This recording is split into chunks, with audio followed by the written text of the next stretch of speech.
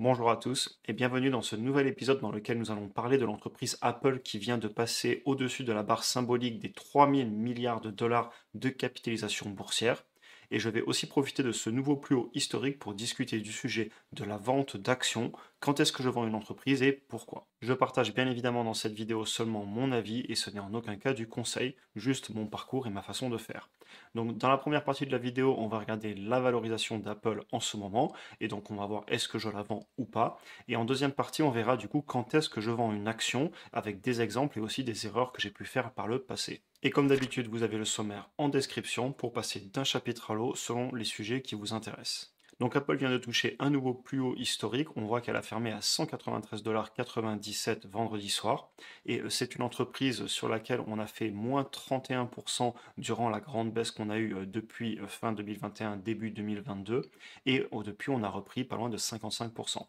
Sachez que personnellement, et je veux toujours être transparent là-dessus, j'ai 20 actions Apple avec des gains latents de plus de 286%. Et c'est ici aussi, vous retrouvez sur le graphique la valeur. Et si je vais directement sur TradingView, pardon, on voit qu'effectivement j'avais un coût de revient autour des 50$. Et donc on retrouve ici le 286%, sachant que moi c'est une action que j'avais achetée pas mal au niveau d'août 2019. Donc clairement j'ai des gros gains dessus, mais est-ce que je vends l'action? Et je vous en parle aussi parce que c'est une question que j'ai eue en commentaire et j'ai trouvé le sujet extrêmement intéressant. Donc je me suis dit, eh bien pourquoi pas en faire une vidéo. Et merci d'ailleurs pour la personne qui a posté ce commentaire. On va ici regarder très rapidement le prix de l'action en ce moment, les indicateurs financiers, un petit peu les valeurs de l'entreprise. Sachez que j'ai fait plusieurs analyses de l'entreprise Apple sur la chaîne YouTube et sachez que mes chiffres sont aussi récents puisque j'avais refait l'analyse complète en mai 2023. Et d'ailleurs, pour ceux qui sont dans le programme sur la bourse et les finances personnelles, sachez que c'est dans le module 10 mise en pratique, je vous avais refait une analyse complète et en fait, c'est une analyse un petit peu plus développée parce que évidemment sur YouTube, je ne peux pas mettre des analyses qui durent une heure, voire plus d'une heure et donc je condense les informations quand je fais les vidéos YouTube. Mais au final, mes prix cibles, c'est les mêmes et je vous les partage aussi sur YouTube sur un format un petit peu plus condensé puisque c'est ce qui fonctionne le mieux sur la plateforme. Donc sur les chiffres, on voit effectivement 3001 milliards de dollars de capitalisation boursière ici au niveau de mon pointeur rouge. On voit qu'ils ont des ventes pour pas loin de 400 milliards avec des bénéfices à 94 milliards. Ce qui nous donne, comme on le voit ici, une marge à plus de 24%, une marge nette, c'est extrêmement élevé. Et au niveau des ratios, on se retrouve donc forcément avec des ratios, notamment le prix par rapport au chiffre d'affaires qui est élevé aussi, puisque l'entreprise a de très bonnes marges. Maintenant, si on regarde en un coup d'œil, on voit qu'on a quand même un PE, donc un prix par rapport au bénéfice de presque 33, l'année prochaine à 29,5, donc ça veut dire que les analystes prévoient assez peu de croissance. Donc globalement, si on regarde très rapidement l'entreprise par rapport à la croissance qu'elle a eue par le passé et qu'elle va avoir, on voit que sur les 5 dernières années, elle a eu en composé plus 11,5% sur le chiffre d'affaires, et ça a clairement ralenti, on va le voir après sur les courbes que je vous ai mis ici, mais on va aller sur le site internet. Et si vous voyez les prévisions des analystes sur la croissance au niveau des bénéfices sur les 5 prochaines années, on serait sous les 8%. Donc l'entreprise a l'air sur le papier un petit peu cher par rapport à sa croissance. Cependant, comme on va le voir, il y a aussi de la qualité et ça se paye. Allons maintenant voir quelques graphiques. Donc ici, vous avez en orange les revenus et comme vous le voyez, ils ont bien explosé en 2020-2021. Cependant, depuis début 2022, ça a fait du surplat et on a même eu des trimestres où ça a baissé. Je vous ai mis aussi tous les différents types de marges. Donc vous avez la marge nette, la marge sur le free cash flow, donc le flux de trésorerie disponible, la marge opérationnelle et la marge brute. Et je voulais vous les montrer tout simplement parce qu'en fait, Apple est quand même très bien géré et on voit que dans le temps, ce sont des marges qui sont très bien maintenues. Et d'ailleurs, si je vous montre les valeurs en dessous, vous voyez ici les moyennes, les médianes, les points hauts et les points bas qu'on a eu depuis 2013 sur ce graphique. Et d'ailleurs, je voulais aussi vous montrer la croissance en composé ici du revenu depuis 2013. On voit qu'on l'a fait un petit peu moins de 9%. Et si je me rapproche vraiment des dernières années, on voit qu'effectivement, on a fait du 0% de croissance, voire même du négatif sur les revenus. Donc clairement, l'entreprise a eu un ralentissement qui est aussi évidemment lié à l'économie, c'est pas que de sa faute. Cependant, voilà, on n'est pas sur une énorme croissance. Et si je vous dis ça, c'est aussi parce que je l'ai pris en compte dans mes chiffres, comme je vous les montrerai juste après. Si je continue quand même rapidement au niveau des ratios, donc vous avez ici le prix par rapport au bénéfice, le PE, le prix par rapport au flux de trésorerie disponible, le prix par rapport au chiffre d'affaires et le prix par rapport au flux de trésorerie opérationnel.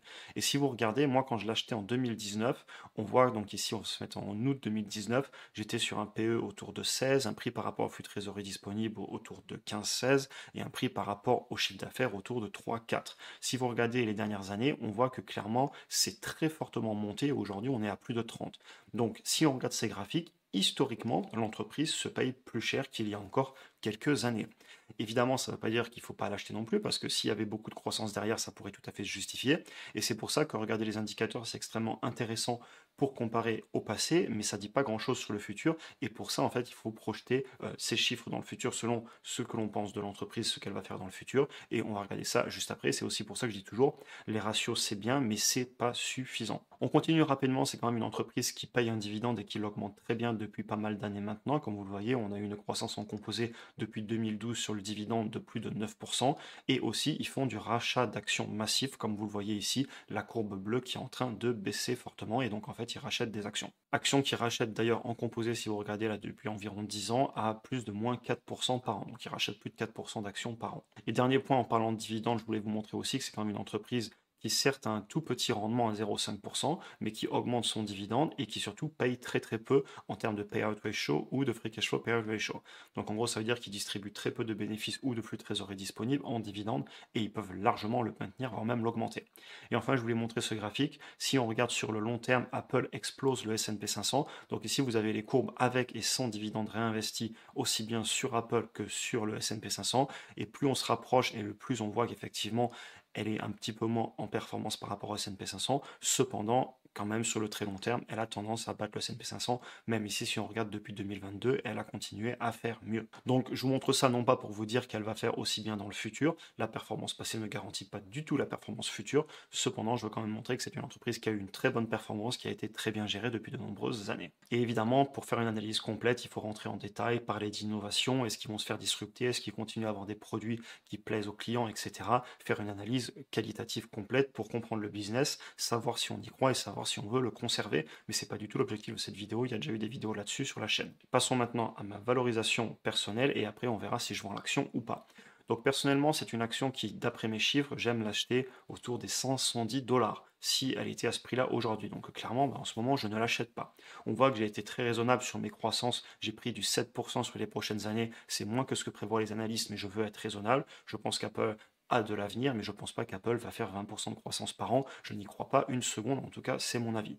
Bon, on va pas passer longtemps sur les chiffres, je l'ai fait dans d'autres vidéos. Et en dessous, je vous ai mis l'avis des analystes qui, eux, pensent que le prix de l'action dans un an serait autour des 191 dollars à un prix qui serait juste. Je trouve ça trop élevé. Encore une fois, c'est leur avis, je le respecte, mais je n'investis pas avec l'avis des autres. Je me fais ma propre opinion.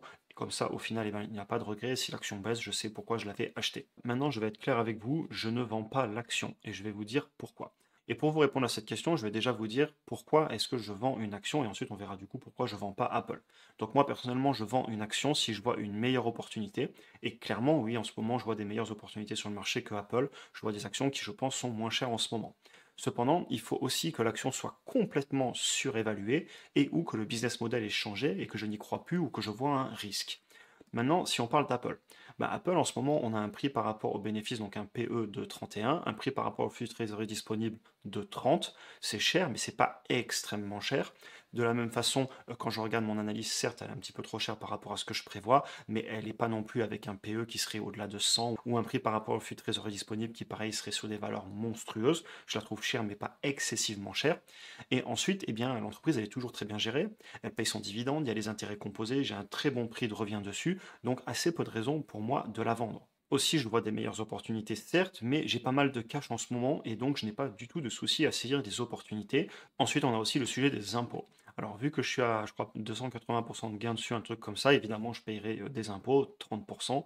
Cependant, c'est un peu un faux débat parce que en fin d'année, on sait qu'on peut vendre des actions sur lesquelles on aurait des moins-values pour compenser ça. Mais bon, dans tous les cas, j'ai pas envie de vendre parce que ça va complexifier la chose et je n'ai pas envie de me séparer de mes actions pour tous les points que j'ai évoqués avant. Cependant, je tenais à le dire, évidemment, il y a aussi des implications sur les impôts. Et enfin, le point que je voulais vraiment aborder avec vous, c'est que je regrette souvent quand je vends une action de qualité et une action gagnante. C'est ok d'avoir des canards boiteux, je le dis tout le temps. On ne peut pas avoir que des actions qui s'en sortent parfaitement dans son portefeuille. C'est d'ailleurs ce qui se passe dans les ETF. Il y a plein d'actions qui se portent très mal. Cependant, au fur et à mesure, elles pèsent de moins en moins dans l'ETF. Elles ont de moins en moins d'impact. Et à l'inverse, dans les ETF, les actions qui s'en sortent très bien, elles montent dans le haut du panier, elles pèsent de plus en plus et elles continuent à tirer l'ETF vers le haut. Et c'est pour ça que je pars du principe qu'il faut tout le temps que je laisse run mes actions, que je laisse mes actions faire ce qu'elles ont à faire. Et c'est pour ça que j'ai pas envie de vendre des actions de qualité comme Apple, sachant que je les ai à un prix de revient assez bas et je crois encore dans le futur sur ces entreprises et surtout elles m'ont prouvé par le passé que c'était des bonnes entreprises. Donc clairement, à moins qu'elles me prouvent le contraire, j'ai envie de la conserver. Et ça clairement, eh ben, je l'ai encore fait cette erreur il n'y a pas longtemps et je m'en veux un petit peu. Ben, j'ai vendu Nvidia beaucoup trop tôt et elle était en train de gagner dans mon portefeuille, j'avais une très belle plus-value dessus, et au final, eh ben, même si elle était chère, j'aurais peut-être dû la conserver, et je regrette un peu aujourd'hui. Ou ce que j'aurais dû faire, et ça fonctionne très bien, et je le ferai certainement dans le futur sur d'autres actions, c'est faire un DCA inversé, c'est-à-dire que je vends par exemple 10% de ma position, et j'en garde une grosse partie, pour ne pas avoir de regrets, mais quand même avoir pris un petit peu de plus-value, parce qu'évidemment, ça aide aussi émotionnellement quand on prend des plus-values. Donc clairement, voilà, je ne vais pas vendre Apple, il faudrait vraiment qu'elle monte beaucoup plus en termes de prix ou qu'elle me déçoive pour que je me décide à la vendre, mais c'est pas du tout le cas aujourd'hui. On en a fini pour cet épisode, j'espère que la vidéo vous a intéressé. Si vous souhaitez, comme d'habitude, en apprendre plus sur l'investissement en bourse ou pour tout simplement revoir les fondamentaux de l'investissement sur le long terme et comment je m'y prends, vous avez en description un lien vers des cours vidéo offerts que j'avais fait pour justement apprendre à commencer à investir en bourse. N'hésitez pas à aller voir ça. Vous pouvez aussi cliquer ici pour regarder une autre vidéo. Évidemment, si vous avez apprécié cet épisode, n'hésitez pas à vous abonner, liker, partager. Et comme je le dis souvent, vous pouvez aussi passer sur Instagram. J'y fais du contenu différent et je fais tout ce que je peux pour répondre aux DM de tout le monde. Et sur ce, je vous souhaite une excellente journée et à très bientôt pour une prochaine vidéo.